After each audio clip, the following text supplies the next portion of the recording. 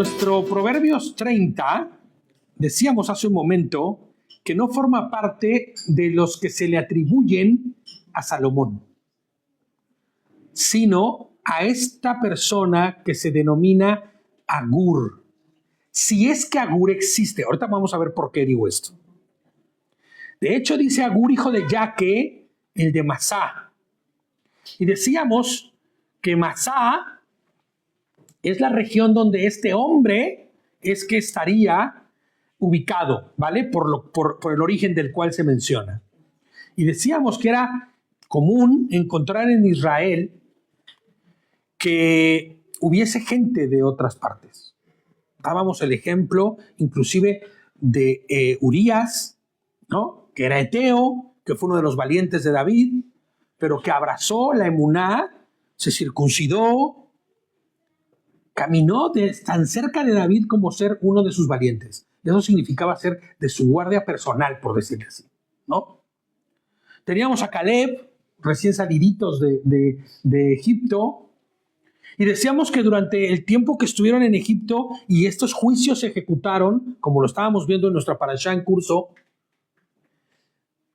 todos estos juicios dejaron un referente en la mente de mucha gente que tal vez eran egipcios, otros eran mesopotámicos, de muchos lados, que al ver cómo lo que sucedía en Gosén no tenía nada que ver con lo que estaba sucediendo en Egipto, ellos decidieron salir.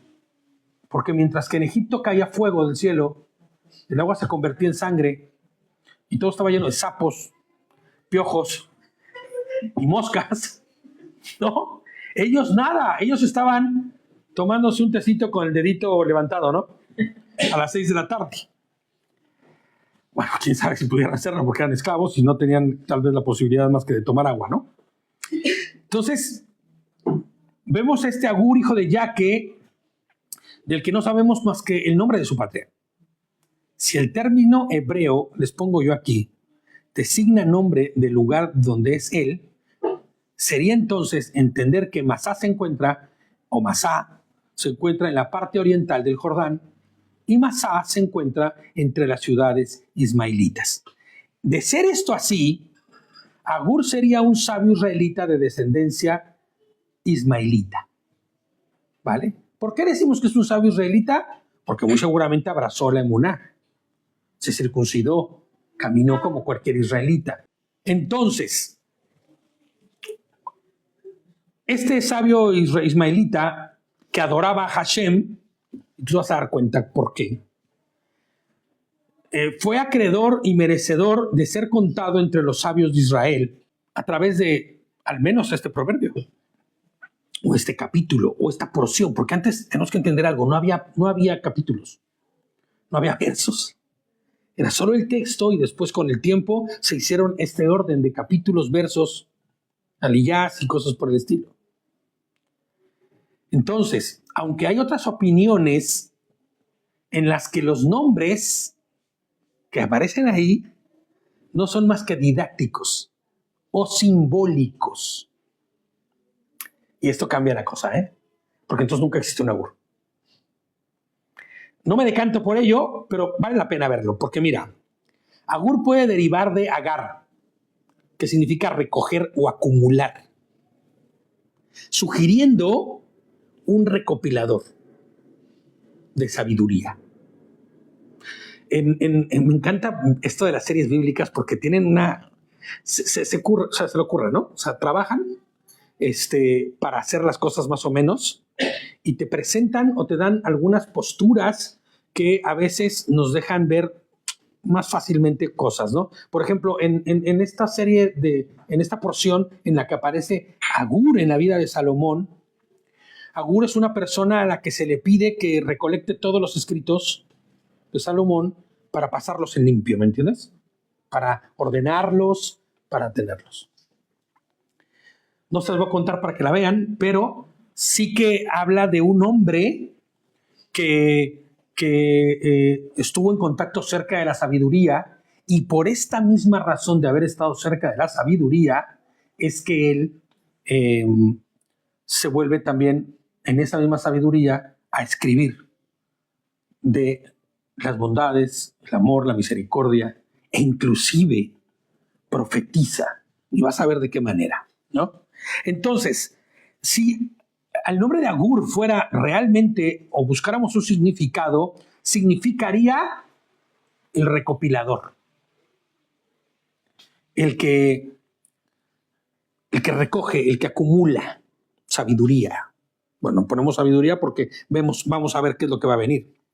Alguien a quien le fue dada la tarea de reunir textos que muy seguramente serían escritos de Salomón, y esto sí lo dicen la tradición, aunque estos aquí estudiaremos son atributos a aunque estos que aquí estudiaremos son atributos a quien se habla, el cual, para una más fácil manera de identificar, llamaremos Agur. En teoría, los nombres que aparecen aquí serían atributos, ¿vale? Entonces, si pensamos en Agur como recopilador, sería alguien que estuvo cerca de esta sabiduría y entonces hizo un acopio de ella, ¿me entiendes? ¿Vale? Pero vamos a seguir mencionando a Agur para que sea más sencillo. Yo me decanto por pensar en Agur como tal, ya que podría relacionarse con obedecer. Hamasá, traducido comúnmente, y fíjate, se traduce en algunas versiones como el oráculo, la fuente de sabiduría. Bueno, si tú eres muy sabio, a Salomón podrían haberle dicho el oráculo de Hashem, porque destilaba o daba sabiduría de parte de Hashem. Entonces, Hamasá podría traducirse comúnmente como el oráculo. En la literatura profética indica un mensaje que es literalmente denso, solemne, no un proverbio ligerito, sino que esto que vamos a ver tiene profundidad y peso, dando al capítulo un sentido mucho más elevado de lo que si leemos literalmente lo que sería.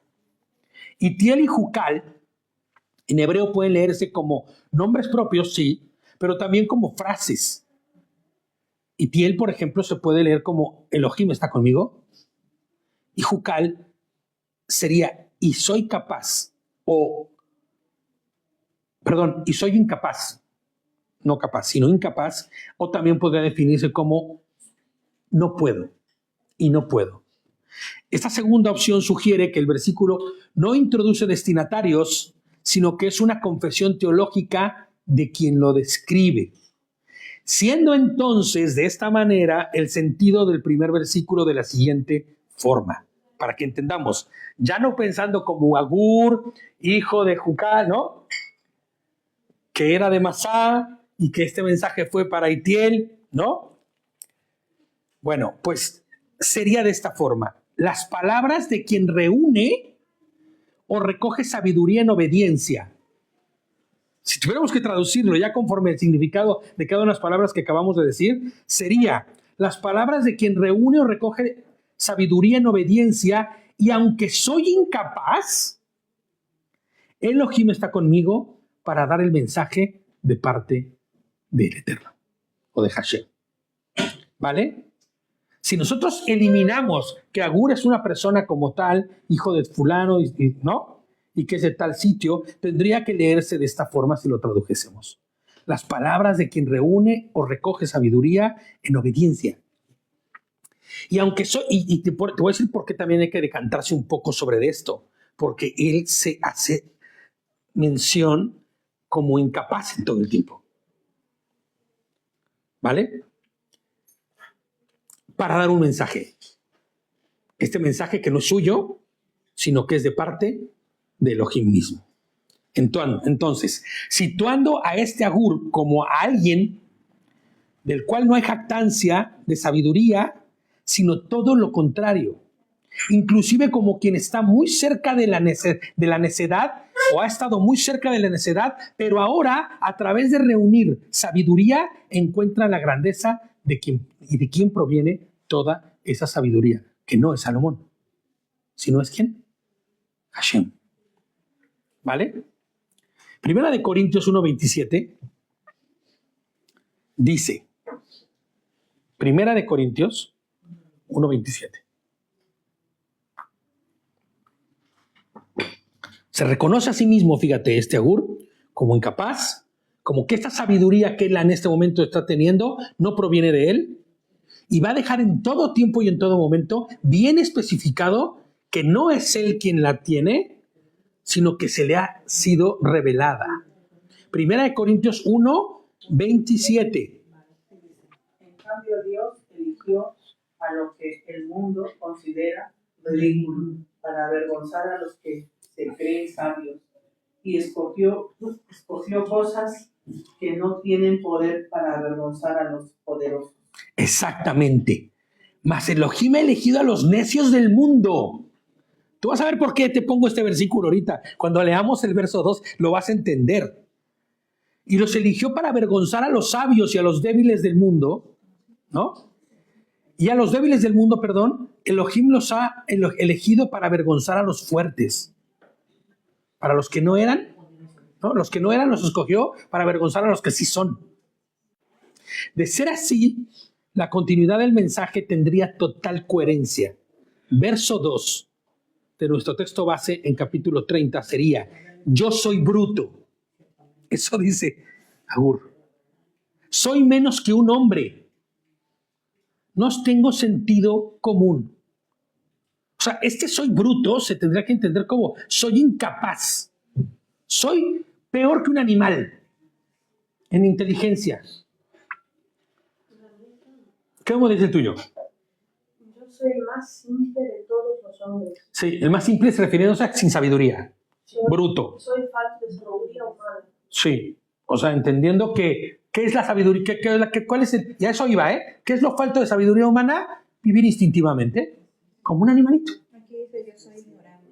Ignorante, ¿no? Y dice más rudo, ciertamente más rudo. Más rudo. Bueno, salvaje, ¿no?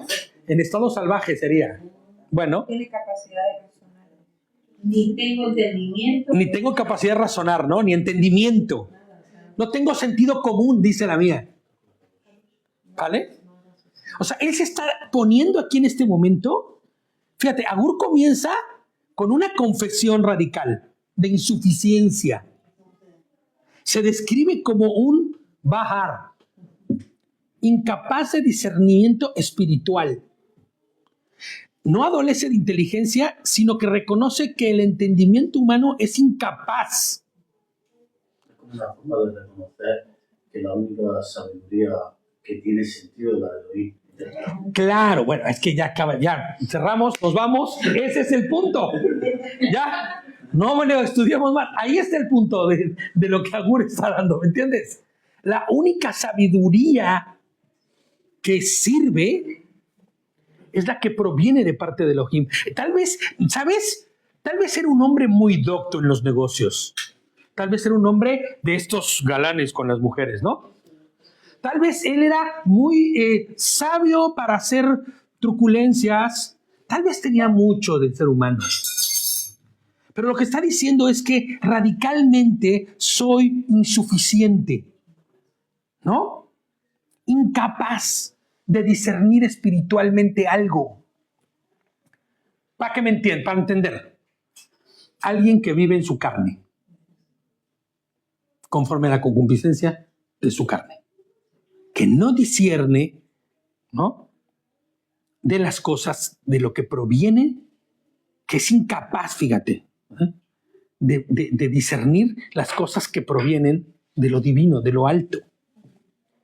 Esta humildad, al reconocer su falta de conocimiento, es igual a la confesión del salmista, que reconoce su torpeza delante de Elohim. Vamos a leer Salmos 73:22. Sí, es casi, tú te vas a dar cuenta por qué lo digo. 72 o 63. 7:3. ¿Qué dice en sus versiones? 22. A ver, ¿qué? Yo era ignorante. Tan torpe era yo que no entendía, era como una bestia delante de ti. Así es. Yo era ignorante, dice la tuya. Yo era ignorante. No entendía cómo. No entendía. Coma, ¿no? Aquí dice, he sido muy testarudo, me he portado mal contigo. Exactamente.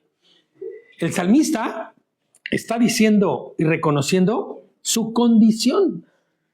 Esta condición, cuando no tienes el caminar en Adonai y te lleva a caminar en tu carne, en tu naturaleza caída. Primera de Corintios 1:28.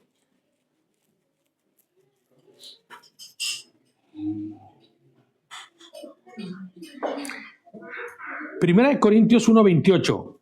Ya leímos el 27, ¿te acuerdan? Bueno, pues ahora vamos a leer el 28. ¿Qué dice el 28?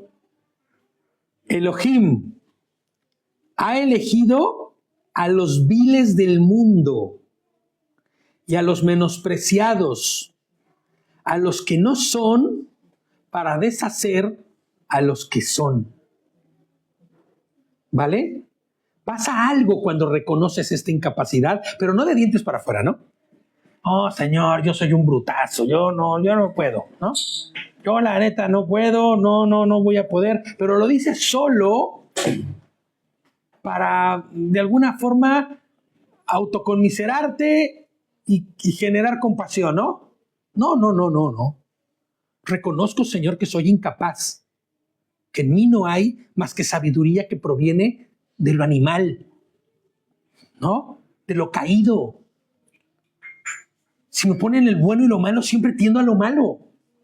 Pablo dice eso. Hago lo que no quiero y lo que quiero no lo hago. Señor, he orado más de 3 veces a ti para que me quites esto. ¿Y sabes qué me dice, Señor? Bástate en mi gracia, porque en tu debilidad, en tu ignorancia, me hago más fuerte. ¡Wow! Fíjate lo que dice el 3. No he aprendido sabiduría ni poseo conocimiento del Santísimo. O sea, soy un indocto. Soy un burro parado, siempre he dicho soy yo, ¿no? No he aprendido sabiduría ni poseo conocimiento del Santísimo. El 3, ¿cómo dice el tuyo? Elohim me ha enseñado sabiduría y yo conozco el conocimiento del Hakadosh. Bueno, lo que está haciendo es la inversa, ¿no? Yo por mí mismo no tengo sabiduría alguna, ni poseo conocimiento del Santísimo. Yo, en mí, por mí. El poco conocimiento que tengas se me ha dado. O sea, hablaba hace unos días con David, ¿no? Que estábamos platicando y hablábamos de ese tema, ¿no? De cómo Agur se reconoce como incapaz. No tengo nada que dar. Y hablábamos de Salomón. Que Salomón de alguna manera se la creyó. Salomón sí dijo, la sabiduría proviene de mí. Bueno, me la dio Adonai, pero yo la tengo y yo usufructúo de ella. Este hombre no. Este hombre dice, yo no tengo nada. Y lo poco que tenga no proviene de mí.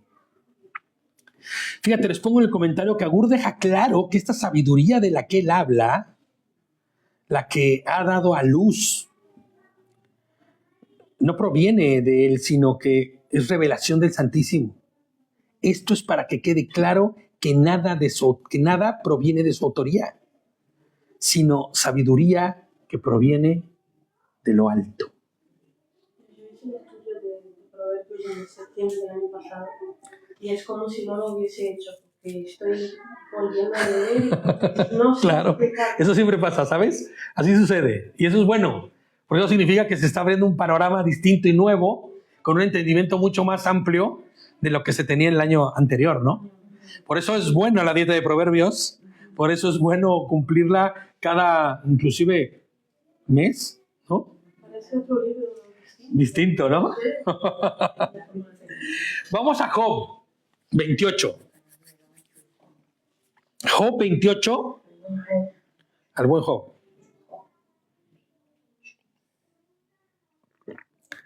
28:12.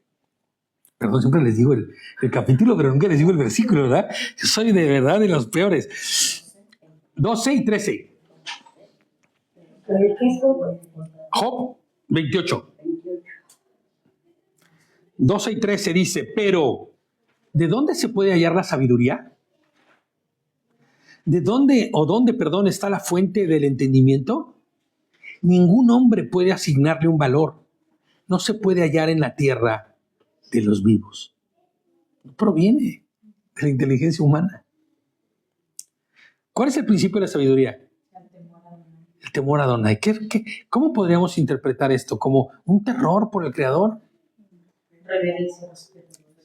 Entendimiento sobre que Él es el santo, que Él es el creador, que Él es el totalmente sabio, y hacer conforme a lo que Él enseña. Ese es el verdadero temor a Adonai. No considerarlo como solo el Dios, sino poner por obra lo que te ha puesto. Porque eso sería un acto de reverencia. Obedecer conforme a lo que Él ha enseñado, no habría más reverencia o reverencia mejor mostrada que cuando obedeces y haces conforme a su voluntad.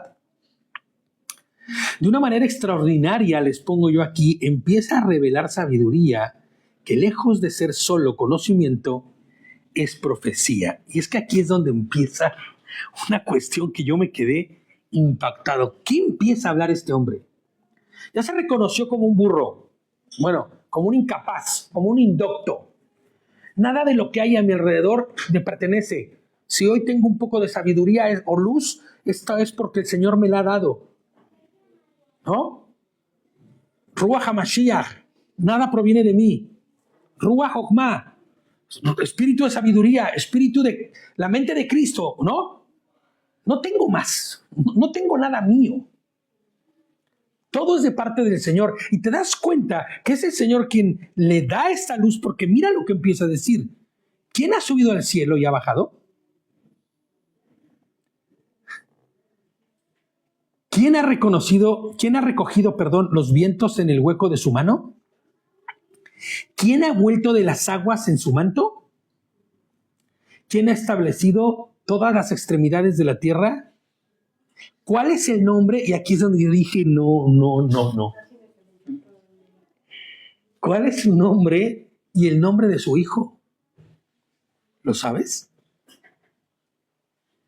¿Qué está pasando por la cabeza de Agur? Del primer profeta que iba a hablar acerca de la venida de Mashiach, ya había eso. Hombre, Agur estaba hablando de Elohim, del Creador, del que tiene todo en el hueco de su mano, ¿no? Quien ha establecido los extremos de la tierra, o sea, el Creador mismo, que ha subido al cielo y ha bajado. Escucha esto. Y pregunta por su nombre y el nombre de su hijo. Es increíble la manera que cita la grandeza del Creador. Él entiende quién es Adonai. Lo entiende no de parte de él, sino como algo dado. Inclusive cita su obra como una muestra inequívoca de su grandeza y poder. Es como quien sale a la calle y quieres ver y conocer sobre el Eterno, pues sale y ve el cielo. Al mediodía, ve las nubes, ve el sol, sale y ve las estrellas, en la noche, la luna. Ponte a los que vivimos en el mar, un día de esos que rompen las olas y verás el poder de la creación, ¿no? El aire golpeando tu cara y dices, es que esto no es normal. El que lo creó es poderoso, ¿no? Inicia señalando quién subió al cielo y quién ha bajado. Y termina el verso preguntando por el nombre de Hashem y el de su hijo. Clara evidencia del entendimiento escatológico de dicha ponencia. Idiomáticamente hablando, sabemos que la palabra ben o hijo también era usado para esclavo o siervo, ¿no? El que era el más bajo en la escala social, ¿vale? Fíjate, Shaul, el apóstol, dice, Gálatas 4, del 1 al 2. No te pierdas, de lo que estamos, no te pierdas. Gálatas 4, del 1 al 2. 1 y 2. Dice, digo además que entre tanto el heredero es niño, en nada difiere del esclavo, aunque sea dueño de todo. Ojo, esta es una de las cosas que vamos a tratar en el discipulado, ponerse el tiro. Porque esto es medular para entender la relación cuando escuches hijo y padre. ¿Mande? Es una revelación, exactamente, es una revelación. Pero es medular. Hay que entender de qué está hablando esto. Aunque el heredero es... Cuando el heredero es niño, en nada difiere de esclavo, aunque sea dueño de todo. Más bien está bajo guardianes y mayordomos hasta el tiempo señalado por su padre. No lo vamos a ver ahorita, pero cuando hablamos de que Hashem se disminuyó en la figura de como un siervo, era dueño de todo. Era el mismo dueño de todo, aunque en una condición distinta. ¿Me entiendes? Una manifestación de un ser vivo en la tierra, pero no por eso dejó de ser el dueño de todo, ni dejó de ser el creador. Es la manifestación de él disminuido, ¿vale? Entonces, cuando Agur profetiza sobre el nombre del Hijo, no deberíamos pensar en un hijo literal, sino en aquel que se disminuyó en la figura como de un hijo o un siervo. Es decir, como en la figura de un esclavo despojado de su deidad voluntariamente. ¿Sí entiendes la profundidad de lo que está diciendo Agur ahí? ¿Quién subió al cielo? ¿Quién descendió? ¿Cuál es su nombre y el de su hijo? Te está presentando casi el evangelio ahí, completito. Así, literal.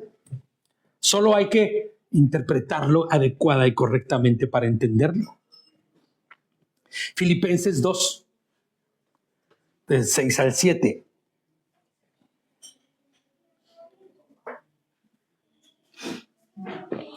Filipenses 2, 6 y 7 dice: quien siendo por naturaleza Dios, no consideró ser él igual a Dios o a Elohim como algo a que aferrarse, describiendo de lo que estamos hablando hace un momento. Por el contrario, dice, se rebajó voluntariamente tomando la naturaleza de siervo. Es que, más explicado, hombre, bolitas y palitos, Plastilina 1, literal. ¿No? Se rebajó voluntariamente tomando la naturaleza de siervo y haciéndose semejante a los seres humanos. ¿Quién bajó del cielo? ¿Y quién subió al cielo? ¿Cuál es el nombre? ¿Y el nombre de su hijo? Yehoshua HaMashiach. Es increíble. Es que este brother Agur me cae muy bien. O sea, me encanta, de verdad. Elohim se hizo hijo a sí mismo. Se hizo siervo. Se hizo en la figura de un siervo, claro. Se disminuyó. Se autohizo. Se disminuyó a sí mismo, despojándose voluntariamente. Esto hay ciertas personas que no lo logran entender. Claro, es muy complicado. Pero esa palabra hizo es como si hubiera hecho, No sé. El divino. Claro. Divino. Sí. O sea, no se hizo a sí mismo, no. Porque tendremos que decir que, porque si hacemos que se hizo, fue como si hubiera creado algo. Y no es así. Pero cuando decimos que se disminuyó, entonces sí estamos hablando que él mismo menguó. Se disminuyó él mismo. No dejó de ser quien era, no creó otra cosa, sino que se disminuyó. Es que el español es bien complicado porque te vas rapidito, Hay cosas en el idioma hebreo, por ejemplo, que son determinantes, pero en el español es ambiguo en muchas formas y entonces tú escuchas y dices, yo entendí. No es lo que tú entiendas, es lo que es y cómo debes entender. Eso es lo que le cuesta mucho trabajo a la gente cuando escucha en español las cosas, o a mí, que yo hablo español también, o cualquiera de nosotros. Queremos siempre interpretar lo que escuchamos Y hay cosas que no deben ser interpretadas por tu forma de pensar, tu idiosincrasia, tu cultura. No deben ser interpretadas como tú quieras interpretarlas, sino escuchar y conocer la interpretación de aquello que tienes que asumir como un acto y un hecho dado. Y aquí sucede eso. Cuando decimos que él se disminuyó, nosotros empezamos a interpretar. Entonces, ¿qué hizo? Se puso una gotita de chiquitolina, ¿no? Y se hizo chiquito. Y entonces él se hizo chiquito y el cielo que se quedó sin Dios. No. Ahí está el limitante, ponerle un limitante. Claro, porque la mente humana es limitada. No puedes pensar como un ser humano. Tenemos que entender que estamos hablando del creador de todas las cosas. Por eso es medular entender que aunque cuando el heredero es dueño de todo, pero es niño, ¿no? En nada difiere del esclavo. Es indispensable saberlo, porque debemos entender, pero es dueño de todo. Es el heredero. Está bajo un ayo, sí, ¿no? ¿Cuál sería el ayo aquí? En la figura de Abba, como la plenitud de la deidad, como lo que no se nos ha sido revelado, y el que se nos reveló cuando se disminuyó, ¿quién sería el ayo? ¿Cuál sería ayo entendiendo como quién sería entonces el cuidador de ese? Su voluntad, no hay más. Es su voluntad. Por eso vas a ver que Yehoshua se sujeta a sí mismo.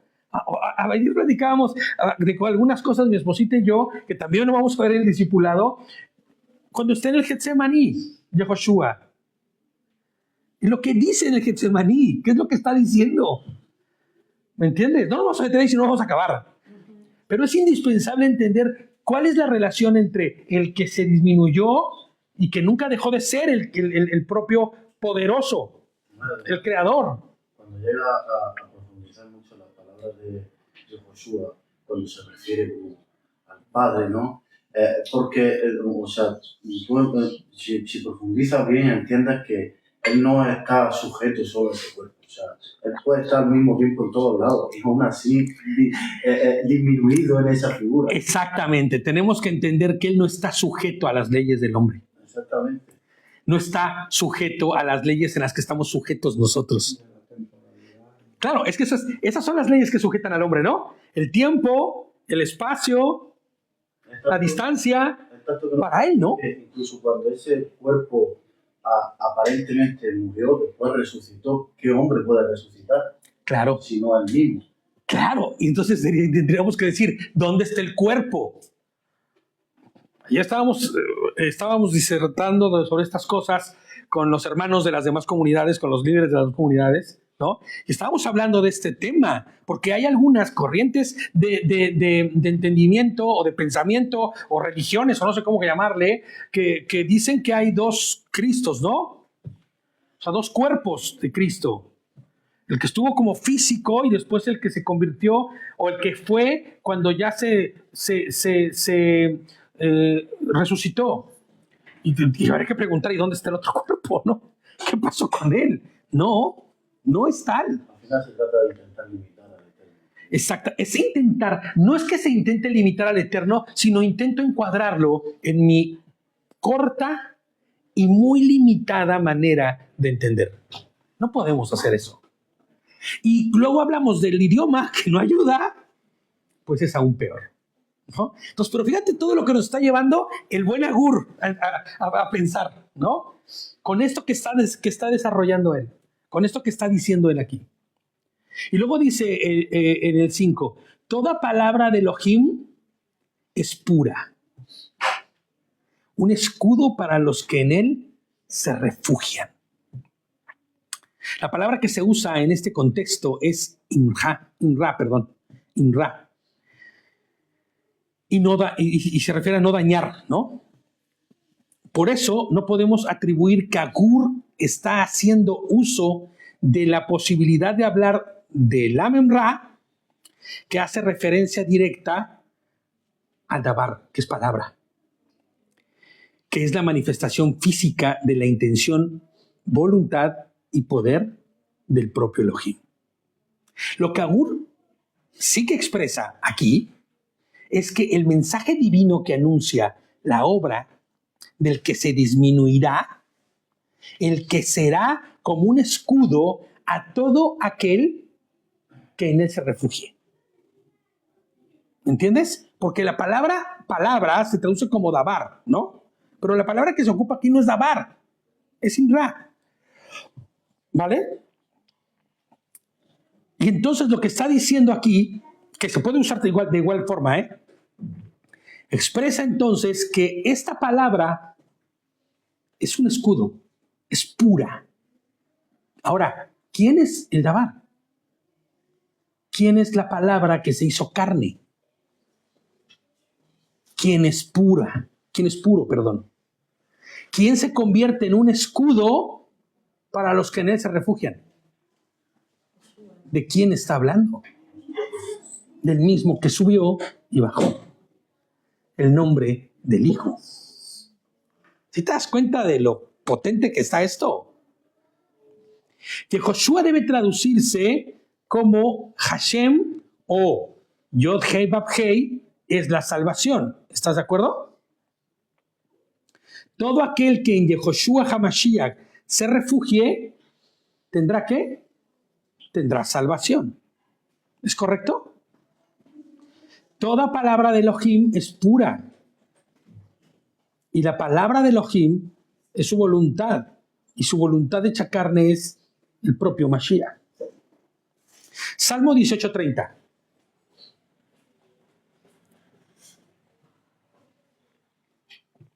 Salmo 18:30.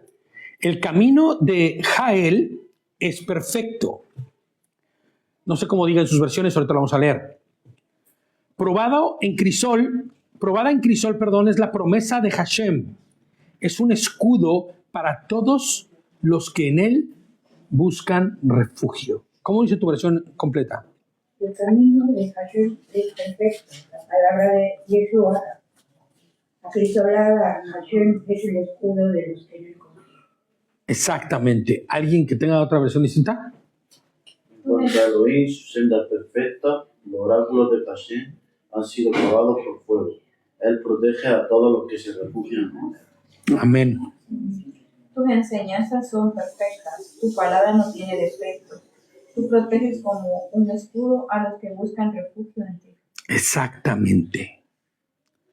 Que es literalmente toda palabra de Elohim es pura. Es un escudo para los que en él se refugian, ¿no? En él confían.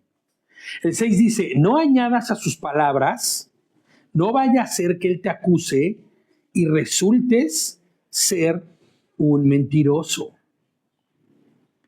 No añadas a sus palabras. Devarim o Deuteronomio 4:2. No añadan nada a lo que es, yo les mando, dice Devarim, Deuteronomio 4:2. No añadan nada a lo que yo les mando, ni le quiten nada, sino observen los mandamientos de Hashem, su Elohim, que yo les mando. ¿Perdón? Devarim, Deuteronomio 4:2. No añadas a su palabra nada. No vaya a ser que él te acuse y resulte ser un mentiroso. Vamos a leer Devarim, igual Deuteronomio, pero 12:32.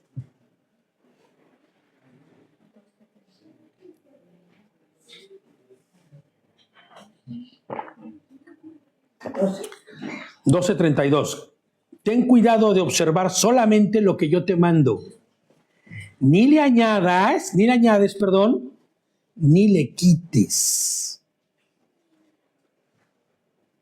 Es importante entender esto, porque inclusive en la propia ejecución de lo que nosotros entendemos como su voluntad, podemos estar añadiendo, podemos estar quitando, podemos estar acomodando para que sea conforme a lo que yo quiero, entiendo. Y si tú te das cuenta, los peores errores teológicos de las doctrinas que están allá afuera, que se han convertido en religiones y muchas de ellas muy potentes, están ahí. en añadir, en manipular, en quitar e interpretar de maneras que no están conforme a la voluntad del Eterno. Pero fíjate cuál es la advertencia. No añades ni quites. No vaya a ser que Él te acuse y resultes en mentiroso. Porque ¿tú qué crees que va a pasar con todas estas religiones, dogmas que han mentido deliberadamente de Mashiach? O que han manipulado el asunto de la ley, ¿no? O que han manipulado cosas que tengan que ver medularmente con el entendimiento de quién es Él. ¿Qué va a pasar en el último día? Siervo infiel, no pasa nada, ven, tapapacho, ven. No te conozco. Aléjate de mí, ¿no? Hacedor de maldad porque no te conozco. Y es muy, muy peligroso. Apocalipsis 22:18 dice, 22:18 dice, yo advierto a todo el que oye las palabras de la profecía de este libro. Si alguno añade a estas cosas, Elohim le añadirá las plagas que están escritas en este libro. ¿Ya viste lo que dice? Si tú añades algo a las palabras de la profecía de este libro, si alguien añade algo que no vaya en la voluntad del Eterno, las plagas que están escritas en ese libro caerán a quien lo haga. O sea, estamos hablando de que va a haber un castigo sobre ello. ¿Qué peor castigo que la muerte eterna? ¿No? ¿Qué peor castigo que la separación de Él? O sea, de estar separados de Él. Apocalipsis 22:19 sigue ahí mismo. Y si alguno quita las palabras del libro de esta profecía, Elohim le quitará su parte del árbol de la vida. ¿Sabes lo que significa que te quiten la parte del árbol de la vida? ¿Sabes quién es el árbol de la vida? Es Mashiach, el árbol de la vida. Te quitarán tu parte en él. Te desarraigará de él. Y de la santa ciudad, dice. O sea, no más vida eterna, ¿sabes? De los cuales se ha escrito en este libro. Por eso, todo aquel que saca fuera de contexto la bendita palabra de Elohim para sustentar una idea propia y respaldar un pensamiento propio, estará sujeto a responder delante del Creador por dicho acto y hecho. Cuidado, porque si tú estás enseñando cosas que no dicen la palabra para manipular, para interpretar o para que diga lo que tú quieres que diga, cada una de esas palabras tendrás que rendir cuentas. ¿No? Tendrás que ir delante de Elohim en su momento y responder por ese acto, por ese hecho exactamente. El 7 dice, 2 cosas te pido. No me las niegues antes de morir.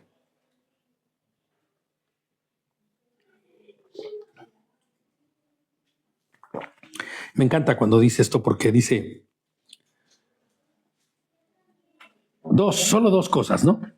O lo que sería lo mismo, no me las niegues para el resto de mis días, porque eso es lo que está diciéndole, ¿no? O sea, no me las niegues antes de morir, eso significa, pues antes de que muera, que pueda yo vivirlas y gozarlas, ¿no? Señor, de aquí a mi resto de mi vida o antes de morir, concédeme estas 2 cosas. Y aquí viene una cosa bien bonita, ¿no? Hasta aquí hemos visto a un hombre que conoce su posición delante de Elohim. Se ha presentado como incapaz de tener un entendimiento superior al del Creador. Y declara que solo Él, Hashem, el santo y perfecto, es el que tiene el poder y la sabiduría. Declaró inclusive su incapacidad ante la perfecta voluntad del que es santísimo. Inclusive como una revelación divina, muestra a quién será su escudo y protección, el único que puede salvar, ¿no? Yehoshua. Hashem salva. Pero ahora, en el conocimiento pleno de su condición de hombre, su naturaleza caída, su corazón corrupto e incompatible por su naturaleza, ruega a Hashem por dos cosas. Es que me encanta este hombre, de verdad. Es el proceso, ¿sabes? Es el proceso de quien está siendo restaurado o ha sido restaurado. De quien ha entendido. Y en el proceso hay contentamiento. Mantén las mentiras y las palabras falsas lejos de mí. Primera petición. Segunda petición. No me des pobreza ni riqueza, pero provéeme el pan de cada día. Lo necesario. Fíjate, Agur pide dos cosas antes de morir. Ser guardado de la falsedad, de estar lejos de la mentira y el engaño, pero no solo de quienes lo rodean, sino de él mismo. ¿No? Porque esa es la primera cosa que nosotros deberíamos pedir. Dice, aparta de mí la vanidad y la mentira. No me des pobreza ni riqueza, dame solo el pan necesario. Claro. Fíjate, es que está solicitando y pidiendo que le quite de mentir, de decir falsedad y engaño. Él mismo, ¿eh? No solo de las falsedades, de los engaños y de las mentiras de alrededor, no, sino de las de él mismo. Señor, hazme estar lejos de la doble moral.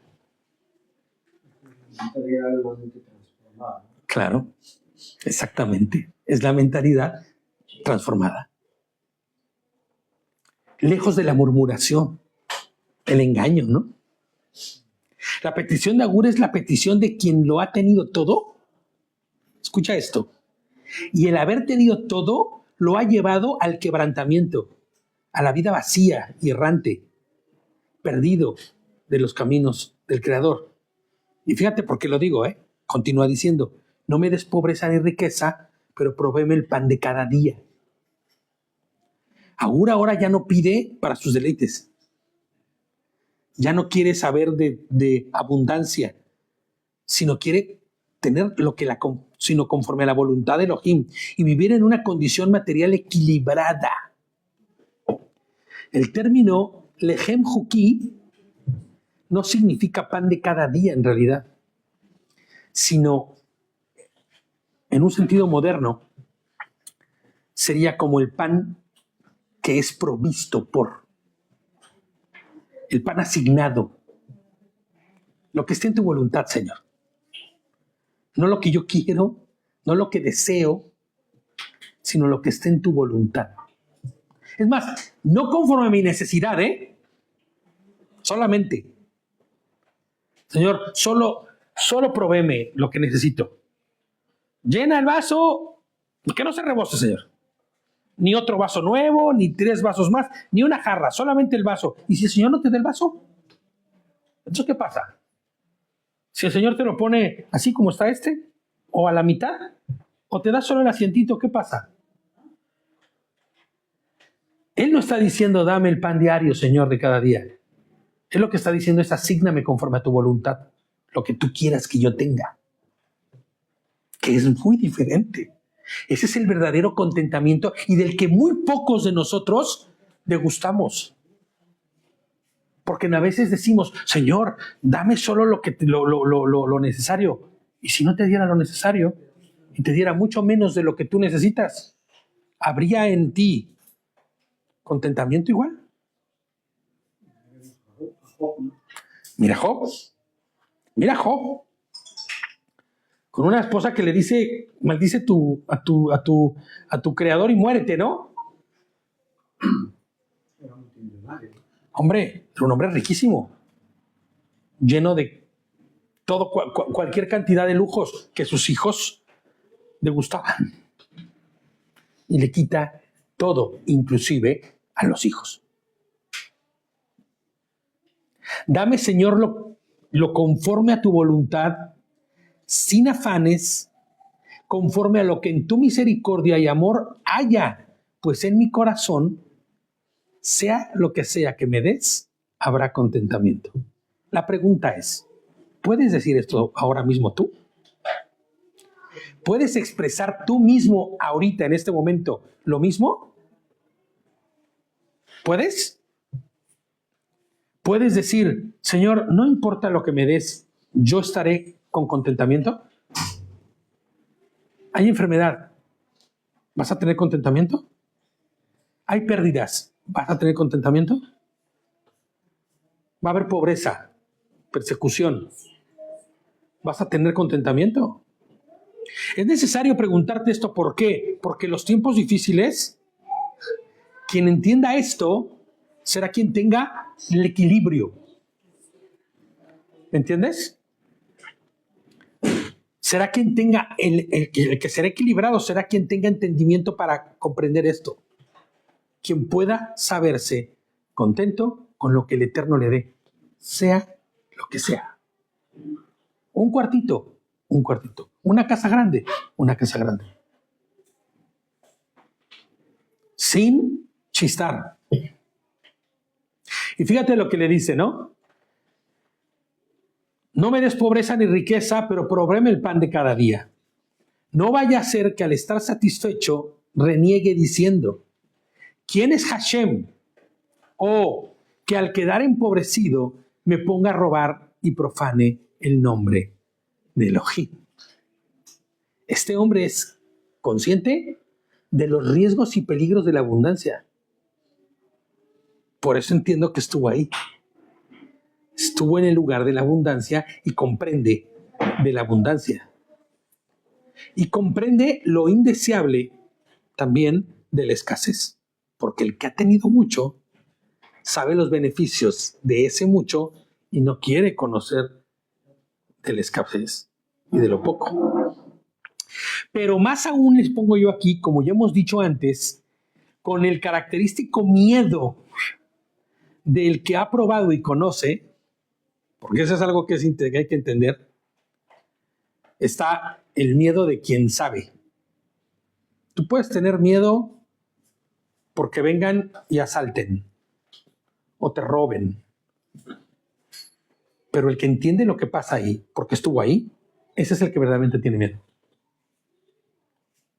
Cualquiera puede tener miedo de la guerra, pero el que ha estado en una guerra, ese es el que verdaderamente conoce las entrañas de la guerra y lo que es la guerra, ¿me entiendes? Fíjate lo que les pongo aquí.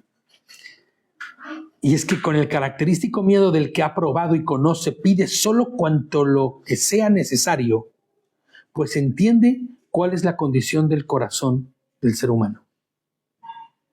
El que ha tenido todo y lo ha perdido todo, alcanza a discernir un poquito más del que tal vez nunca ha tenido nada y solo anhela y solo desea. Proverbios 27:20 dice, el sepulcro y la muerte nunca se sacian y los ojos del hombre jamás están satisfechos. El corazón del hombre es insaciable, ¿o no? Él sabe que el corazón del hombre es insaciable. Señor, solo dame lo que tú me asignes y con eso estaré contento.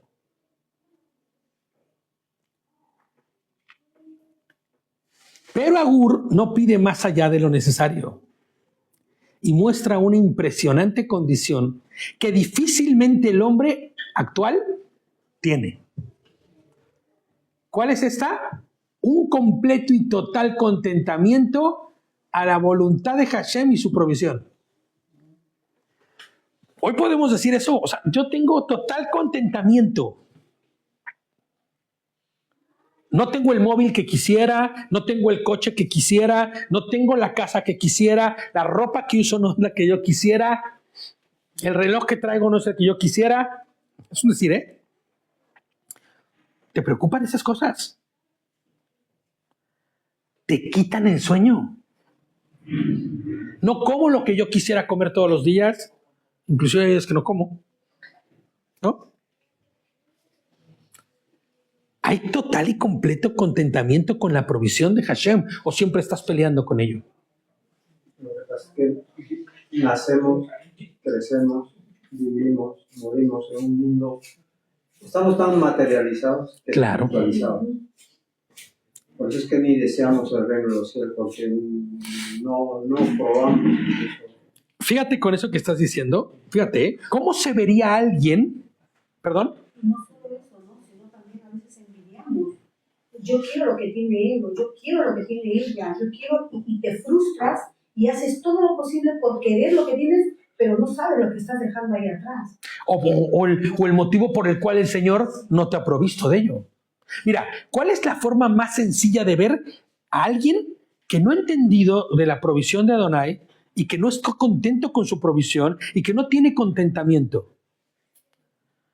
Se mata trabajando para comprarse cosas que no debería comprarse, por ejemplo. ¿No?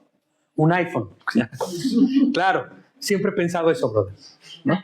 Siempre he pensado eso. Hombre, es que es el teléfono más ilógico de comprar, ¿no? El más caro y el que te da lo mismo que cualquier otro, pero caro, solo porque es iPhone, ¿no? Solo por el bluff o el nombre, lo que sea. No, no te da lo mismo que cualquier otro. ¿Cuánto te da? No te da menos. Bueno. Fíjate, ¿no? Este es de las mías. Bien, bien. Ya te falta, No, por muchos podrían decir lo contrario. Me da más de lo que yo quisiera. Pero ¿realmente necesitas esas cosas? no, O sea, la pregunta es, esa es la realidad. mira, ¿qué pasa con quien va y se compra un coche carísimo que no puede pagar? En México, no lo voy a decir quién, pero no voy a hacer nombres, pero yo tenía un amigo, Dios mío, creyente ya, líder inclusive dentro de la iglesia, que traía un coche que acababa de comprar del año. Recuerdo carísimo. Y cuando yo fui a su casa, entré a su casa y vi que había una pantalla carísima. Pero cocinaba en un quemador de 3 patitas. Oh, sí.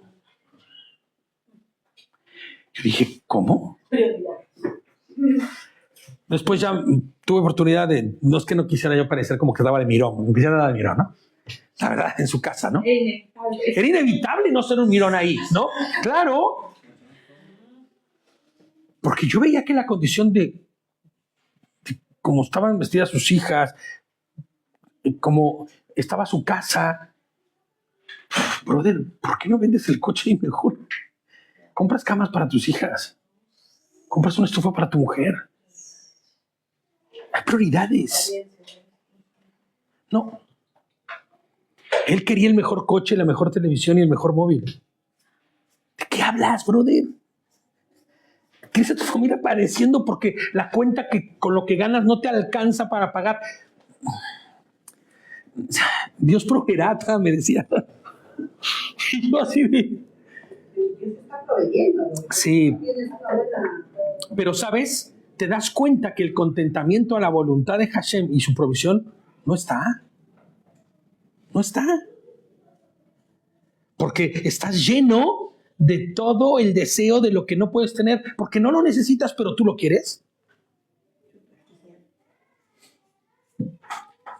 Fíjate, a partir del siguiente verso, Agur empieza a escribir los proverbios, o más bien, empieza a escribir proverbios que describen la condición de quien ha vivido lejos de la voluntad del Eterno, y tal vez, y es muy probable, que el propio Agur se esté autodescribiendo a sí mismo, por la forma en la que lo conoce y la condición en la que lo está diciendo, ¿no?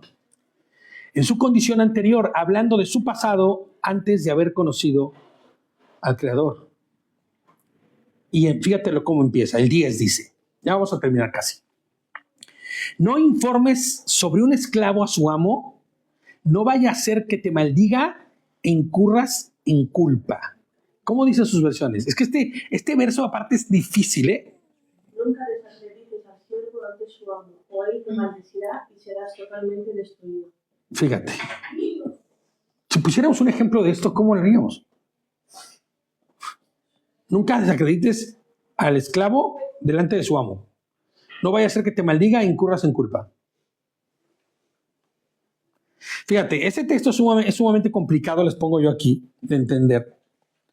Si no se mira bajo el contexto de todo lo que se ha venido hablando con respecto de quién lo escribe, o sea, con respecto a Gur. Porque si bien es cierto que sin importar la condición de un esclavo, ¿no?, referente a sus libertades, el que una persona acusare a un siervo o un esclavo, la condición de este mismo se vería gravemente dañada, ¿no? Se vería agravada, pudiendo perjudicarlo grandemente. O sea, si de por sí ya un esclavo está limitado en sus libertades, ahora imagínate que lo acuses. Esto lo haría aún más difícil, o se vería agravada su circunstancia. Ahora bien, si la imputación es falsa o desproporcionada, dicha crítica se tomaría por falta y pecado delante del Creador. ¿Estás de acuerdo? Si tú solamente por tenerla a un esclavo crees que puedes acusarle, que crees porque que tú ves a ese siervo que está ahí, puedes tú decir inclusive cosas que no fueran, solo porque su condición de esclavo te lo permite, ¿cómo quedarías tú? Siendo libre, agravando la circunstancia de o la situación que tienes esclavo, ¿cómo quedarías tú? Por eso dice, no vaya a ser que te maldiga e incurras en culpa. Ahora bien, para entenderlo mejor, si la imputación es falsa o desproporcionada, se te tomará por falta e inclusive pecado delante de Hashem. Hombre, si es real, no habría de qué preocuparse. Aunque siendo real, estarías haciendo que la condición de ese fuera terrible. Mucho más allá de solamente ya ser esclavo.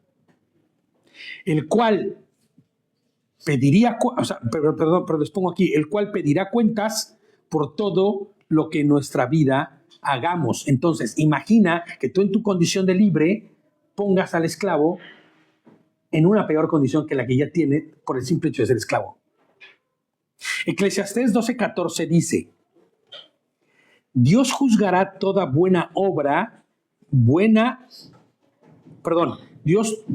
juzgará toda obra, buena o mala, aún la realizada en secreto.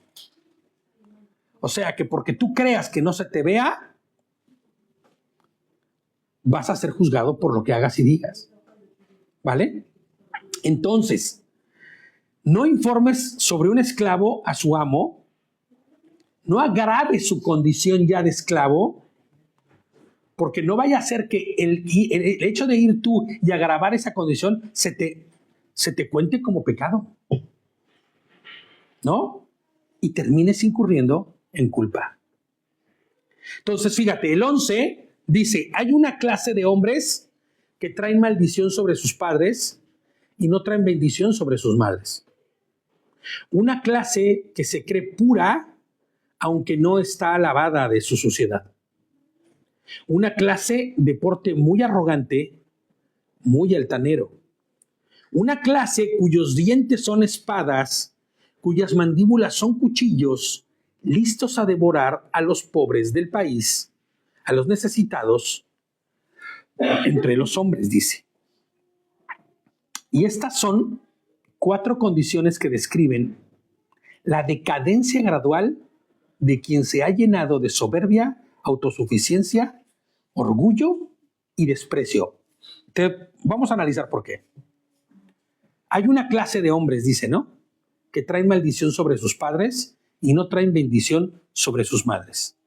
Cuando alguien se ensorbece, se llena de orgullo, altivez y soberbia, ¿cuál es la primera figura de autoridad que elimina o que pasa por alto, o que denigra, o que daña a los padres? ¿No es cierto? La primera desobediencia del hombre, ¿hacia quién es? Hacia sus padres. Un hombre natural, ¿eh? No pongamos al creyente, ¿no? Porque el creyente ya entiende. Pero un hombre natural, ¿hacia quién va la desobediencia? Cuando alguien se empieza a llenar de orgullo y de soberbia, ¿en qué grado de su vida es?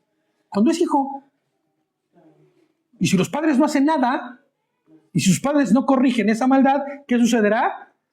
Irá creciendo, irá creciendo, irá creciendo, hasta que termine dándole una bofetada a la madre o un golpe al padre. O deshonrándoles de una u otra manera. Y casi siempre estos que tienen mucho orgullo y soberbia se creen que son puros, aunque estén sucios y asquerosos. ¿No? Fíjate, dice, su porte es arrogante y altanero. Ve la figura, ¿eh? Ve la figura. Y entonces viene la parte terrible, ¿no? ¿Cuál es lo indeseable de una persona como esta? Que esté llena de orgullo, que esté llena de soberbia, que no tiene ningún tipo de entendimiento hacia sus autoridades, que no las respeta. El daño, ¿no? Una persona así va a empezar a dañar. Una persona así empezará a hacer mucho daño. Una clase cuyos dientes son espadas, cuyas mandíbulas son cuchillos, listos a devorar a quien se le pongan enfrente, ¿no? Estas son 4 condiciones, les pongo, que describen la decadencia gradual de quien se está llenando de soberbia, autosuficiencia, orgullo y desprecio. Estas descripciones muestran la decadencia progresiva del corazón humano. Esa es la realidad. Así empieza, ¿eh? Empieza en desobediencia. En llenar tu corazón de orgullo y después hacer daño. De creerte limpio, que tú no necesitas de nadie, que tú no estás mal. ¿No es cierto? Entonces, fíjate, les pongo, estas descripciones muestran la decadencia progresiva del corazón humano cuando se ha roto el orden moral básico establecido por Elohim. ¿Cuál es la moral del creyente? Hemos dicho muchas veces acá. ¿Cuál es la moral del creyente? ¿Cuál debería ser la moral de todo creyente? La voluntad del Eterno. La moral del ser humano no alcanza. La moral del hombre natural no alcanza.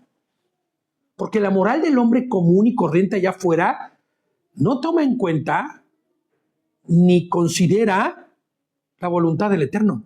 ¿O sí? La moral del hombre allá afuera, ¿no? Inclusive hoy hay cosas que son moralmente correctas, son brutales, que la Torah jamás aprobaría. Entonces, ¿cuál debería ser la moral del creyente? Pues la voluntad del Eterno. Cuando se rompe el orden moral básico establecido por Elohim, cuando se rompe su voluntad en la vida de un hombre, la decadencia es inevitable. Y está condenado a la caída y al fracaso. Éxodo 20:12. Es un ejemplo nada más, ¿eh? Éxodo 20:12. Honra a tu padre y a tu madre. Esa es la moral del cristiano, ¿eh? Esa es la moral del cristiano, la voluntad del Eterno que se refleja en cada uno de sus mandamientos, en cada uno de sus procedimientos, en cada una de las cosas que el Señor enseña en su palabra. Honra a tu padre y a tu madre para que se alargue tu vida en la tierra que Hashem tu Elohim te da, dice, ¿no? Éxodo 20:12. ¿Cómo dicen las versiones de ustedes? Honra a tu padre y a tu madre, ¿qué? Honrarás a tu padre y a tu madre para que tu vida se alargue en la tierra que yo, el Señor, tu Dios, te da. Exactamente. Y hemos dicho muchas veces que no se trata de alargar la vida hasta los 170 años, como algunos de los patriarcas, no, sino que los días que viva sean días plenos, llenos de Él, por muchos o pocos que sean. Isaías 1, del 16 al 19. Y estas serían como las capsulitas que sanan la mala doctrina de quien no conoce al Eterno y cree vivir vidas rectas, ¿no? Estas serían las capsulitas que darían sanidad al corazón de ese. Isaías 1:16 al 19. Lávense, dice, límpiense, aparten de mi vista sus malas acciones, dejen de hacer lo malo y aprendan a hacer lo bueno. Busquen la justicia, reprendan a los opresores, hagan justicia a los huérfanos y defiendan los derechos de las viudas. La voluntad del Eterno, la moral del creyente correcta, ¿me entiendes? Vivir en esa manera y esa forma. El Señor dice, vengan ahora y pongamos las cosas en claro. Si sus pecados son como la grana, se pondrán blancos como la nieve. Si son rojos como el carmesí, se pondrán blancos como la lana. Si ustedes quieren y me hacen caso, comerán de lo mejor de la tierra. Pero si tú crees que no necesitas nada, que no necesitas ser limpiado, te vas a perder de esto. Y el Señor advierte, lávense, límpiense y aparten su vista de las malas acciones y de las cosas perversas. Segunda de Crónicas, lleva la siguiente pildorita para sanar a este Agur en su pasado, ¿no? O estas son las pildoritas que tal vez Agur entendió para transformarse y terminar escribiendo esto que hoy nos escribe.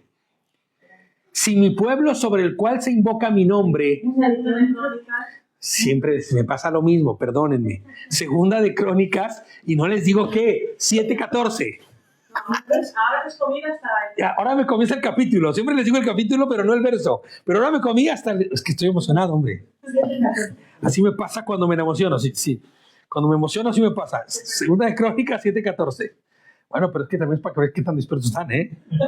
Porque están ahí, nadie dice nada. Hombre, tienen que... Claro. Ya si no dice nadie nada es porque entonces... ¿Qué onda, no? Dormidos todos dormidos, exactamente. Pero no, mira, Si mi pueblo sobre el cual se invoca mi nombre se humilla y ora y busca mi rostro y se aparta de sus malos caminos, yo lo escucharé desde los cielos, perdonaré sus pecados y sanaré su tierra. ¿Sabes cuál es la fórmula de esto? La fórmula de esto que acaba de decir, humillarse. Bajarle 2 rayitas a tu orgullo, deshacerte de él y presentarse como Agur se presentó. No soy nadie. Es más, soy un burro parado. No soy nada. Soy incapaz. Y la única capacidad que tengo es la que el Señor me ha provisto. Está en su voluntad, ni siquiera es mía. Pero si no te humillas y no decides dejar y abandonar el orgullo que te asedia, será casi imposible. Ahí es cuando empiezan entonces las técnicas egorreductoras que el Señor normalmente aplica, ¿no? Cosas que no son agradables al ser humano, pero que el Señor tal vez tendrá que usar y poner delante de ti para que entonces cambies. Escasez, enfermedades, accidentes, lo que sea. Lo que sea que el Señor tenga que mover de tu vida para que entonces te rindas. Entiendas y te deshagas de la maldad que hay en ti. De la autosuficiencia, ¿sabes? De eso se trata. De deshacerte de la autosuficiencia. Porque mientras más suficiente seas, más perdido vivirás. Creyendo que no necesitas ser salvado ni limpiado de nada. Hechos 13:19. Ahora sí dije. Hechos 13:19. Hechos 13:19 dice, así que arrepiéntanse y conviértanse. Porque de nada sirve solo arrepentirte, ¿eh? Hombre, no sabes qué mal me siento de lo que pasó ayer. No quiero, de verdad, no quiero volverlo a hacer. Estoy arrepentidísimo, pero sigue siendo el mismo. Vas a caer tarde o temprano, vas a verte en la misma situación otra vez. ¿No es cierto? Tarde o temprano vas a verte otra vez haciendo las mismas cosas. Ah, no, el de Hechos 13:19, ¿no? No dice eso. Hechos 13:19. Ah, caray, ¿cómo que no? No dice Dice, después de destruir a 7 naciones en Canaán. Hechos 13:19, Hechos. Claro. Hechos 13, No es estas tierras por herencia. Dije 13. 13. Tengo una dislexia mental en este momento. Es 3. Es que soy disléxico porque mira, estoy viendo el 3 y digo 13. ¿Qué pasa aquí? Por eso como no, a mí me cuadra perfecto. Yo estoy bien. Yo tengo el 319 aquí, hombre. O sea, es que lo que ustedes no entienden es que es otra prueba más para que estén atentos. ¿Ok? El que no es atento a lo que estoy diciendo soy yo, ¿eh? No, dije 13, ¿verdad? Perdónenme. Es que igual y mi dicción no es la mejor, ¿vale? Se oyó 13, pero era 3. Así que mejor arrepiéntete y conviértete, dice. Sí, hombre, es 3. 3:19, 3:19. Todos escucharon mal, ¿viste? Arrepiéntete. Y conviértanse, dice, para que queden borrados sus pecados, para que vengan tiempos de refrigerio de la presencia de Hashem. De nada sirve arrepentirte si no te transformas, si no cambias. De nada sirve tener, porque sabes, eso lejos de ser un arrepentimiento, será solo remordimiento. No sirve de nada. Por eso el Shema no solo es escuchar, sino actuar conforme a lo que escuchas. Obedecer. ¿No? No solo te quedes escuchando, ponen por obra las cosas que escuchas. Arrepiéntanse y conviértanse. No solo es arrepentirse. Y sabes, no puedes convertirse sin arrepentimiento. No puedes convertirte sin arrepentimiento. Fíjate el 15, ya vamos a terminar. Faltan solamente esos 2 versículos. La sanguijuela tiene 2 hijas. En mi versión dice, dame, dame. ¿Sabes qué es una sanguijuela? ¿Alguien sabe qué es una sanguijuela? Sí, que chupa sangre, que se le cae, que chupa hasta que te entrega donde pueda. Exacto. Buena descripción de mi esposita sobre una sanguijuela. Un parásito. que tiene 32 cerebros. Uf, no sé, pero son. 22 cerebros con ninguno piensa. No. Claro que piensa, brother. Piensa más que cualquiera, ¿eh? Porque por eso no se despega. 9 corazones. Hombre, has estudiado sobre las sanguijuelas, ¿eh? Sí. Tiene bastante vida. Bueno, pues te voy a decir algo. Las sanguijuelas son asquerosas, ¿eh? Son terribles. Y te digo algo, si tú te quieres quitar una sanguijuela y no sabes cómo hacerlo, te vas a hacer un daño terrible. Si tú quieres despegarte una sanguijuela del cuerpo, ¿Eso se pegan en la playa del agua?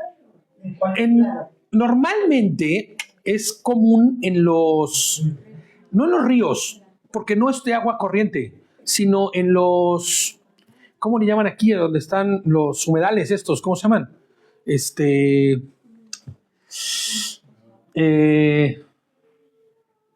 Pantanos.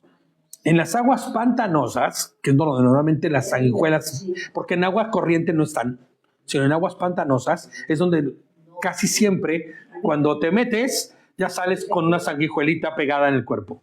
Ahora, si tú sales con esa sanguijuela pegada en el cuerpo y te la quieres despegar, es brutal. Es muy fácil, ¿eh? Despegarse es muy fácil. Hay una técnica estupenda y sencillísima. Quémala con un cigarrillo y se quita sola. Adiós. Se va a despegar sola. Porque el asunto de la sanguijuela es que tiene que despegarse sola, ¿vale? Porque si no se queda, es que está amarrada, o sea, está agarrada y está succionando, ¿vale? Vale, pero para los que no fuman, ¿qué más? No, hombre, te tienes que ir, claro, tú tendrás que ir, prender fueguito, calentar un carboncito y pegar el carboncito ahí para que, claro, hombre, y tú verás que te está chupando la sangre. El problema no es que te chupe la sangre, sino las cosas que puede transferir a través de chuparte la sangre. Que, ojo, durante mucho tiempo se ocuparon las sanguijuelas para parar hemorragias, por ejemplo. Hemorragias que te ibas a desangrar por ahí. Entonces, cuando pegaban la sanguijuela en la parte donde estaba la hemorragia, lo que hacía es que no dejaba de sangrar, sino que se disipaba. No, sí, la sanguijuela jalaba un ritmo distinto que el que tú te fueras a desangrar. Entonces hacía como un sello, ¿me entiendes? Ese sello lo que permitía era que la sanguijuela chupara poquito y no te desangraras por ahí. Hombre, señora, ya lo sé, hombre, ya. Pero estamos diciendo lo que se ocupaba en el pasado. No, pero el cigarro, la sal y el vinagre, ¿qué animal soporta la sal? Bueno, no es que no, yo no sé, nunca he tenido sanguijuela pegada, pero lo que yo he leído es que tienes que quemar al bicho. Quemar al bicho. Tienes que quemarlo o ponerlo en una circunstancia en la que el propio animal se sienta agredido para despegarse, ¿no? Para quitarse. Supongo como las garrapatas y estas cosas que son animales que hacen cosas horribles. Bueno, pues fíjate cómo está describiendo. No quiero que pienses en sanguijuelas ya en este momento, sino describo la sanguijuela para que veas por qué lo está diciendo él. O sea, que es un parásito que se alimenta de ti o que se alimenta de la circunstancia, pero que tiene técnicas tan bien hechas que va a ser difícil quitarlas. Y muchas veces si tú quieres quitar ese parásito que te está chupando la sangre o las emociones o la cartera o lo que sea que te esté chupando, va a hacer daño. Fíjate, las sanguijuelas tienen 2 hijas que se llaman... 3 hijas. Tiene 2 hijas. 3 hijos. Hombre, ¿de qué van? 3 hijos. Hombre, pues tu versión está rara. Tiene 2 hijas. ¿Eh? No, tiene 2 hijas. 2 hijas. 2 hijas, la verdad. Tiene 3 cosas. A ver, hay 3 cosas que son insaciables. Sí, a ver. Hay 2 hijas y 3 cosas que son insaciables. Pero que son hijas son 2. Dame. Porque no dice, dame. Te enseño. ¿En qué versión era tuya? La 14. Hombre, pues entonces hay que cambiar de versión porque está bastante rara. No, la sanguijuela, es que es una interpretación eso. Está interpretando que lo que está haciendo es una interpretación. Porque si dice, hay 3 cosas que son insaciables y está hablando de sanguijuelas, está poniendo que son 3 las hijas insaciables. O sea, Bueno, pues entonces...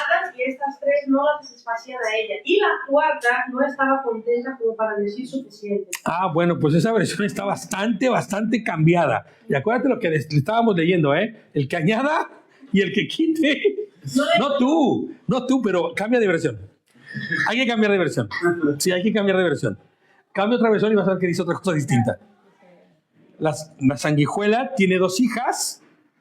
Yom, ¿no? Dame.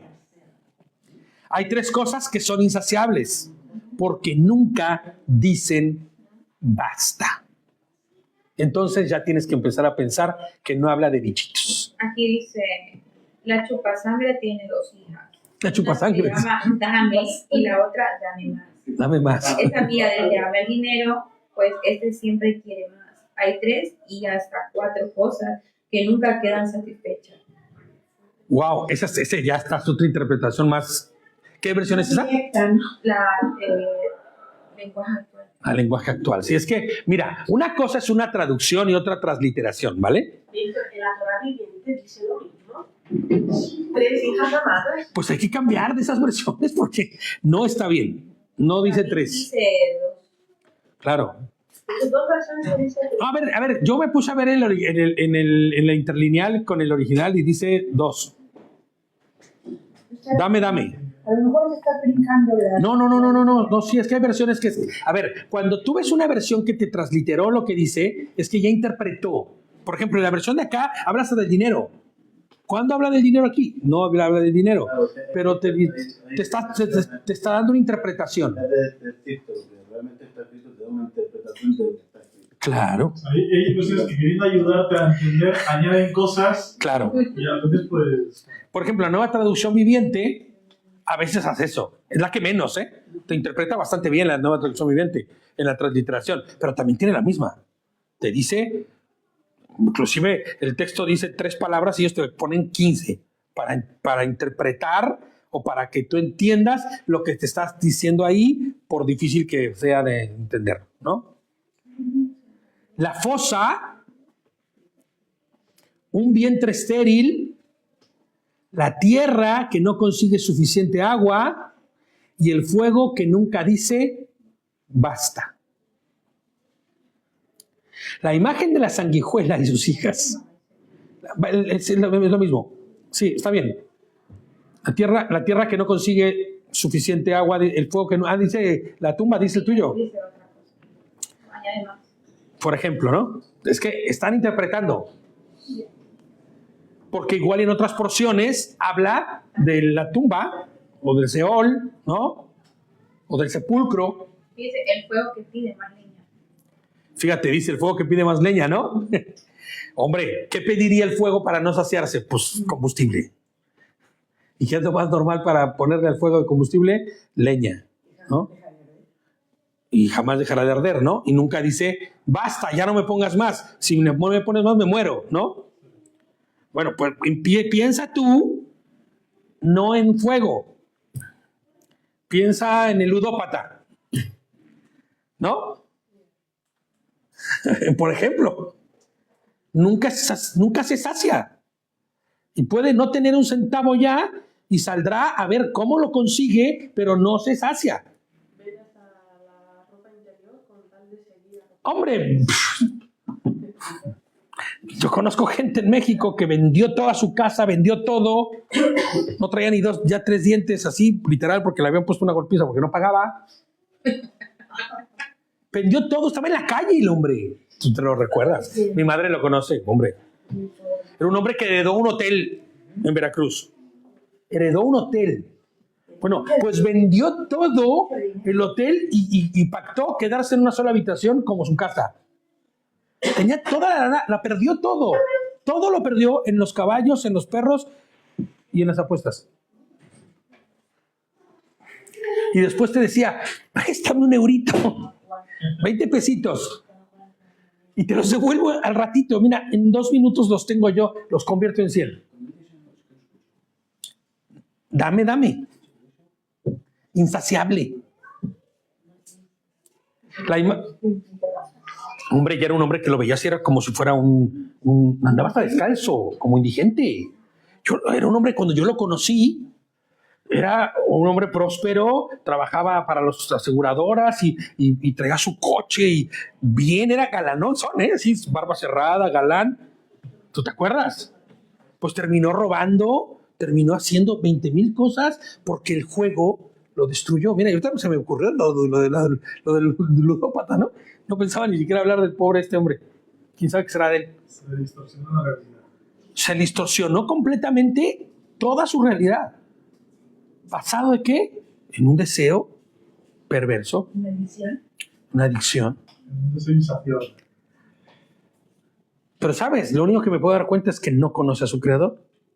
Está tan lejos, porque si tan solo conociera un poquito del creador, entendería que su estado es deplorable y que no tiene nada que ver con el diseño original para lo cual fue hecho. Que puso al dinero como su Dios. Claro, puso al dinero como su Dios.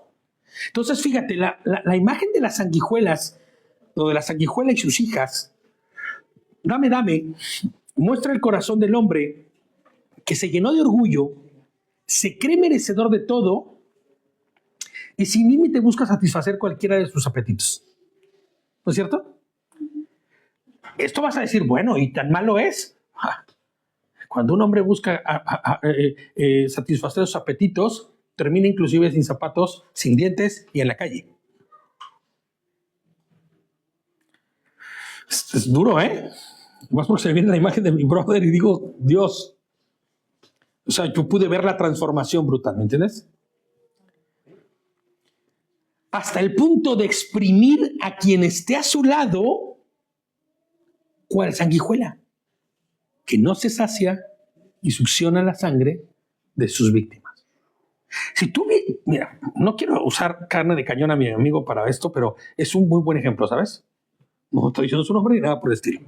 No pasa nada. Pero, ¿sabes? Su familia se destruyó. Su mujer se divorció de él, la hija no quería ni verlo. Nosotros, como amigos de él, nos robó, hizo cosas muy, muy malas, ¿no? O sea, cosas malísimas que no haría. Era tu amigo, le confiabas, entraba a tu casa, quieres un café, sí, te sientas, se sienta ahí, tú te vas al baño y él se mete al cuarto a ver qué se roba. ¿Me entiendes? Porque ya trae una adicción brutal. O sea, vas a lastimar, vas a dañar, vas a hacer lo malo en tu entorno. Esa sanguijuela, para quitársela, iba a causar dolor, ¿sabes? El orgullo del hombre es insaciable. Ay, pero ¿será que es orgullo? Claro. Acuérdate que la conmiseración también es orgullo, ¿eh? ¿No? El Sheol, el vientre estéril, la tierra sedienta y el fuego ilustran el deseo sin límite. El mensaje es claro. Un corazón no gobernado por Elohim nunca se sacia. Insaciable. Insaciable. ¿No? Vamos a leer Habacuc 2, 4 y 5. Habacuc 2, 4 y 5. Dice así: fíjate en el orgulloso, no es recto en su interior, pero el justo vivirá por su ¿qué? Por su fidelidad. No, por su fidelidad. Hombre, yo sé que dice por la fe ahí, pero en realidad la palabra fe es tan ambigua que no conviene usarla. Sí conviene usarla por su fidelidad, ¿no? Por su fidelidad. ¿La fidelidad de quién? Fíjate, ¿no? Hombre, si nosotros tenemos que pensar que es por la fidelidad de Adonai, ¿no? De Hashem. Inclusive en el Mashiach, ¿no?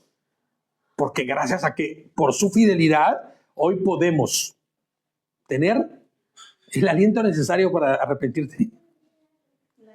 Pero una vez, emuná, ¿no? Sí. Acuérdate que el emuná, ¿qué hemos interpretado que es el emuná? Sí, pero más bien, el emuná es la educación. La educación que hemos recibido del Eterno a través de su palabra, ese es la emuná. Bueno, ahora, es que tenemos que entender todo esto, ¿no? Para nosotros poder ser fieles a Adonai, de ti no hay nada para la fidelidad. No hay nada que puedas hacer ni dar para ser fiel. No nos engañemos, ¿no? Nuestra palabra no es fiel. Decimos, mañana voy a tal sitio y de repente no voy. No, claro. Ya no voy a volver a ser. Ahí estás. ¿No es cierto? Por eso cuando se habla de fidelidad aquí, se habla de emuná, del conocimiento, del entendimiento, de la educación que he recibido del Eterno para comprender las cosas que son su voluntad y yo actuar conforme a ella. Por eso la fidelidad es de Dios, no nuestra. ¿No? Su capacitación. La capacitación, exactamente. La capacitación. Lo que hemos recibido de Él para vivir vidas que le honren. Pero fíjate lo increíble de esto, ¿eh? Todo lo que el Señor da, las promesas y toda esta capacitación que nosotros recibimos a través de su Torah, no es solo para darle honra y gloria a Él. Sí, es para darle gloria y honra a Él, pero lo maravilloso de esto es que el PAC trae bonanza, alegría, templanza, misericordia, amor, benignidad, todas estas cosas que el Señor está ya provisto para que podamos vivir vidas que le den gloria y honra, pero que al mismo tiempo sean vidas productivas, de provecho para nosotros mismos. Eso es lo que dice el Evangelio. En Él nos movemos, vivimos y somos. Amén. Exactamente. Y tienes la garantía de que si en Él eres, vives, inclusive te mueves, vas a vivir bien y estarás bien y serás productivo y de fruto. ¿No es cierto? De hecho, dice, puesto que el vino es traicionero, el arrogante no logra su objetivo. Tiene tanto apetito como la tumba. Es como la muerte y nunca se sacia.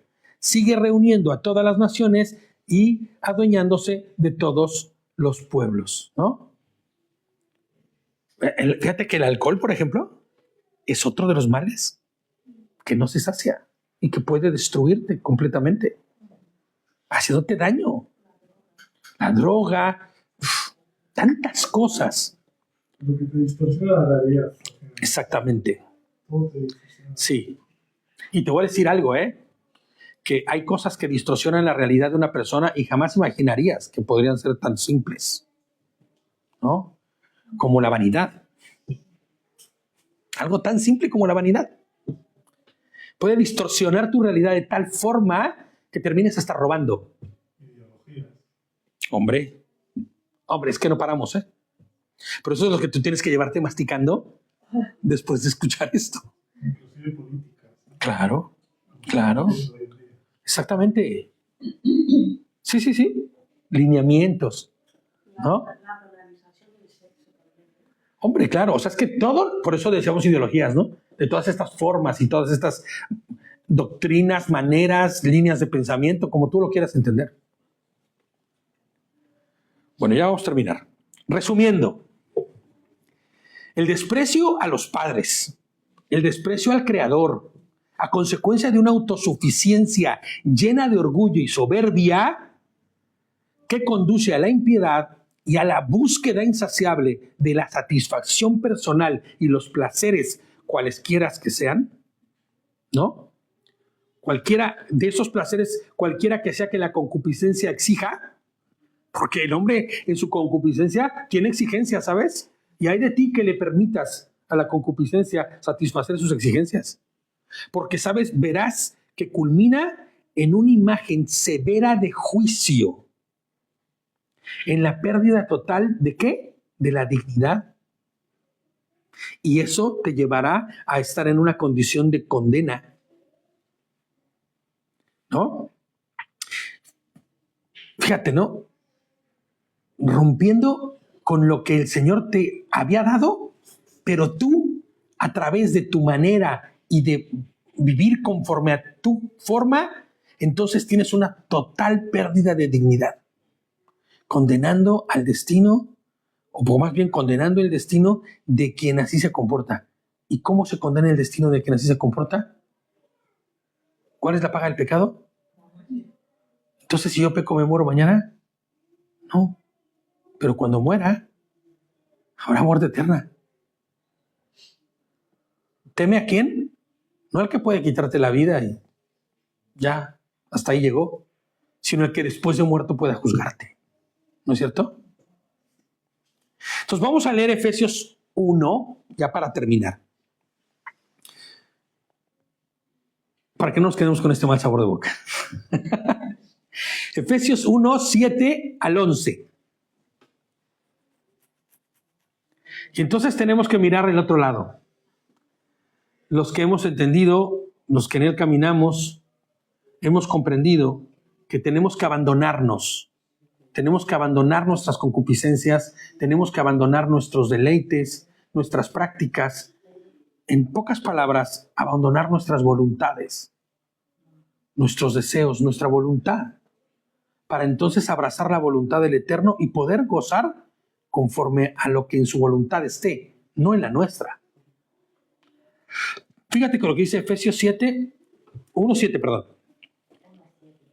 Y vamos a leer hasta el 11. Dice, en él tenemos la redención por medio de su sangre, el perdón de los pecados según las riquezas de su gracia, la cual, desbordó sobre nosotros en toda sabiduría y entendimiento, y nos dio a conocer el misterio de su voluntad según el beneplácito, el cual se había propuesto en sí mismo, para que cuando llegara el tiempo señalado, reuniera todas las cosas en Cristo, tanto las que están en los cielos como las que están en la tierra.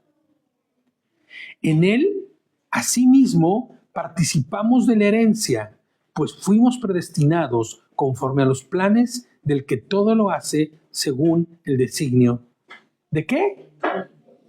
De su voluntad. No de la nuestra, sino de su voluntad.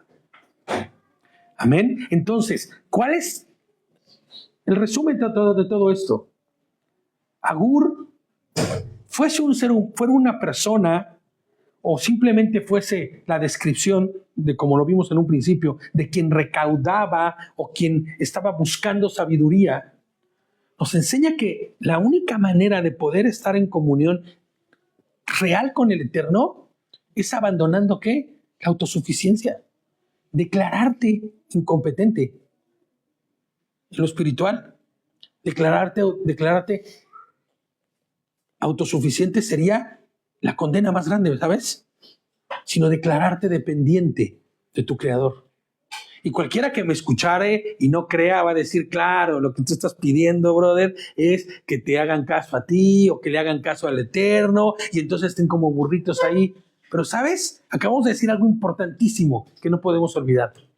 Todas las promesas, todos los mandamientos, toda la palabra del Eterno que está ahí para que sea su gloria y su honra hecha, todas nos benefician. Por el lado que lo quieras ver. No solo dan gloria a Dios, sino dan dignidad al hombre. Hemos dicho durante todo el tiempo que hemos estudiado la palabra, que lo primero que el hombre pierde en su vida, cuando se denigra y se degrada en la búsqueda de su propia deseo, lo primero que pierde es la dignidad. Esa dignidad que Dios nos dio cuando fuimos creados, reduciéndonos como animales, a instintos, a formas y caminares, ¿no? Pero cuando el creyente llega a los pies del Eterno, ¿qué es lo primero que el Señor restaura? Su dignidad. Su dignidad. Porque te muestra el propósito real y verdadero para el cual fuiste creado.